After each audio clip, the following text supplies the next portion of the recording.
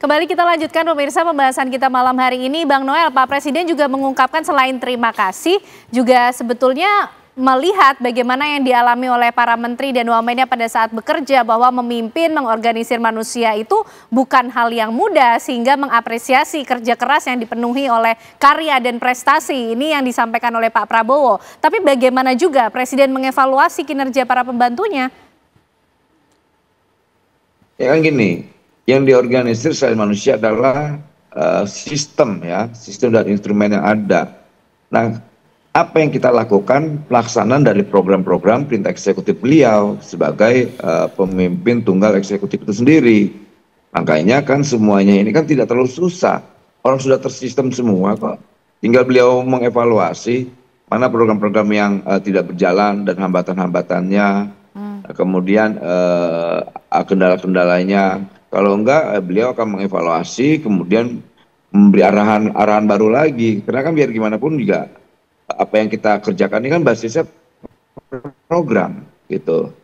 Jadi tidak lagi harus nunggu arahan presiden, nggak gitu lagi. Semua udah terprogram semua kok, udah tinggal dilaksanain. Tinggal kita di kabinet ini melaksanakan perintah-perintah eksekutifnya yang selama ini beliau sampaikan di dalam sidang-sidang kabinet. Jadi kalau mau ditanya bekerja ya bekerja semua. Makanya kita kan nggak pernah duduk-duduk di kantor, semua pada bekerja nih. Kabinet Merah Putih ini 100% lah, saya katakan bekerja lah ya. Karena kita semua tidak mau mendapatkan catatan buruk dalam proses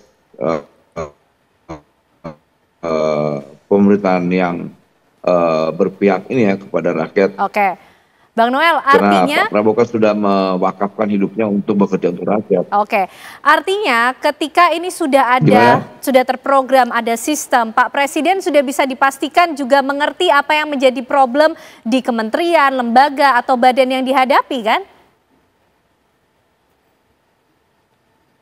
Ya pastilah, namanya orang tua, dia kan selalu menganalogikan selain sebagai kapten, sebagai orang tua dan sebagainya, dia lebih ahli dan bijaksana kok. Ya contoh banyak problem-problem lah, misalnya kawan-kawan di kabinet salah komunikasi, disampaikan nggak masalah. Selama kalian tidak korup dan nyopet di terakhir, dia masih punya toleransi lah. Oke, baik. Paling dibeliaran coba-coba jaga-jaga komunikasinya lebih baik. Iya. Gimana? Gitu. Ya gimana Bang Margarito? Pak Wamen, satu hari nanti kalau pulang dari, sekarang kan Pak Wamen di Lampung ya? Padang. Oh, udah di Padang ya Pak Wamen? Oke, sudah pulang dari Padang. Terus ke Maluku Utara deh, ada satu masalah tenaga kerja di sana tuh Pak Wamen. Di Halmahera Utara, Pak Wamen. Kita hadir. Ini suara rakyat juga ikut membantu kementerian untuk mengcapture apa permasalahan di publik ya Bang Noel ya. Oke, tapi kita pindah ke Prof Lili. Prof, ini gimana sebagai nahkoda, sebagai pemimpin, kalau menurut wamennya ini semuanya berjalan on the track kok, semuanya kerja keras. Tapi nampaknya Pak Presiden Prabowo juga masih ada ruang yang membuat Pak Presiden perlu untuk memboosting lagi kinerja para menteri dan juga wamennya begitu dalam pesan di sidang kabinet paripurna. Iya, dan itu wajib ya, suatu keharusan dan keniscayaan Pak Presiden mempush agar para pembantunya itu optimal kerjanya. Karena kan sebagai eksekutif tunggal, sasaran itu bukan kepada menteri, tetapi kepada presiden. Tingkat kepuasan, tingkat kepercayaan. Sebenarnya nih publik ini sayang kepada presiden gitu loh, bahwa kerja-kerja menteri ini belum memuaskan. Oleh karena itu perlu dievaluasi. Nah kan alat evaluasinya tentu memang presiden udah pasti punya alat evaluasi. Ini karena ada target-target tercapai atau tidak gitu kan. Nah, kata presiden ya pertumbuhan ekonomi tinggi. Tapi problemnya di masyarakat, banyak kok rohali macam-macam rojali dan macam-macam itu kan selalu bertentangan. Terus evaluasi yang kedua adalah dari lembaga-lembaga survei bahwa menteri-menteri ini ternyata nggak optimal, perlu dievaluasi. Apalagi ada di kata Pak Margarito, banyak juga menteri-menteri badan-badan yang redundant. Kenapa nggak dievaluasi juga kan? Kata Pak Margarito, tumpang tindih kewenangan. Jadi problem-problem ini yang sebenarnya Pak Presiden pengen speed, pengen cepat, tetapi terkendala di internal pada menterinya itu Oleh karena itu sebenarnya tadi secara komunikasi politik, pesan itu menurut saya bukan hanya disampaikan kepada publik, tetapi kepada internal menteri juga. Saya ini komandannya nih, saya kapten, tetapi Anda ini susah amat dikendalikan. Nah, jangan-jangan seperti itu. Nah, itulah yang saya harapkan tidak terjadi. Karena saya bilang, kan lihat dari asal menteri tadi, gerbong menteri kan macam-macam itu.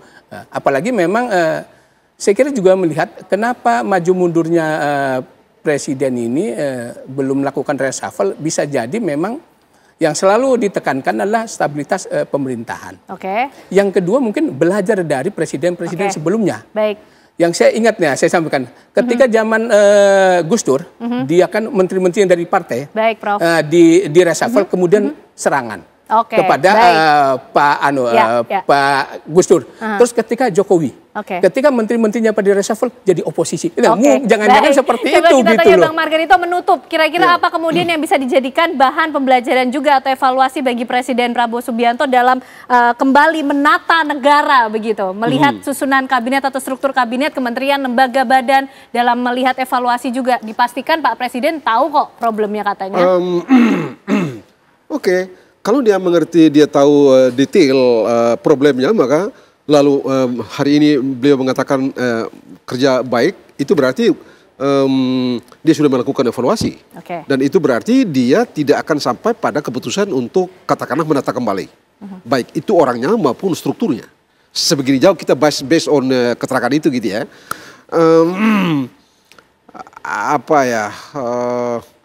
Mungkin ya di masa yang akan datang atau mulai besok dan seterusnya itu perlu dalam kaitan dengan dibicarakan tadi Rohana dan Rojali itu ditingkatkan.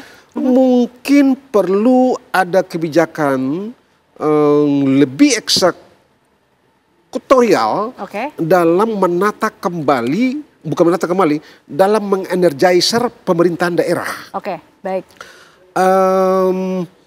Rakyat di daerah, kemiskinan di daerah dan postur pembangunan di daerah tidak bisa diserahkan sepenuhnya kepada kepala daerah begitu ya. Harus disinkronkan betul dengan apa yang dilakukan dimau oleh Presiden sehingga capaian pembangunan katakanlah di bidang pemberantasan kemiskinan misalnya itu bisa berjalan lebih cepat. Baik Bang Margarito. Dan untuk itu maka perlu ada kebijakan tertentu yang betul rigid dan itu tidak perlu banyak. 1-2 lembar kertas saja dan saya rasa itu akan menghasilkan apa yang kita bawahi untuk mempercepat pemerintahan daerah. Kita tunggu nanti bagaimana kemudian Pak Presiden Prabowo sebagai nahkoda akan memimpin pemerintahan yang baru hampir 10 bulan, masih panjang perjalanannya. Terima kasih semuanya Bapak-Bapak malam hari ini untuk diskusi yang luar biasa. Bang Margarito, Prof. Lili dan juga Bang Noel atas diskusinya malam hari ini. Sehat selalu semuanya. Usai jeda pemirsa, apa kabar Indonesia Malam masih akan kembali dengan pembahasan lainnya untuk Anda bersama dengan Vena Kintar.